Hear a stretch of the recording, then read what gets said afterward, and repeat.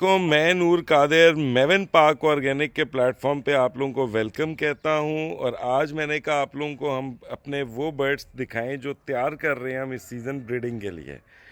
ये ब्लू ऑस्ट्रोलॉर्प की हमारी फ़ीमेल है, जिसकी ये लेसिंग आप माशाल्लाह देख रहे हैं किस हद तक खूबसूरत लेसिंग। इसकी पीछे शाफ्टिंग्स चेक करें, इसकी शाफ्टिंग तक इसकी सारी लेसिंग माशाल्लाह आ रही है।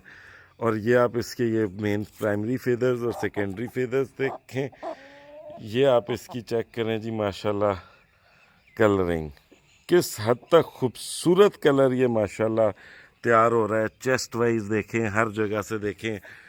और मैंने कहा आपको साथ इनकी लेसिंग दिखाते हैं और साथ आपको शौक करवाते हैं इन बर्ड्स का कि लोग पुराने बर्ड्स अपने दिखा रहे हैं, लेकिन मैंने कहा आपको हम वो बर्ड्स दिखाएं जो हम अभी रेडी कर रहे हैं इस सीज़न में आपको ब्रीड देने के लिए।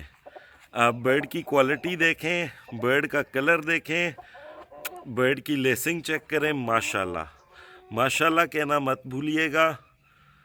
आई होप कि आपको ये बर्ड्स प्यारे लग रहे हैं। इंजॉय करें इन बर्ड्स की वीडियो को।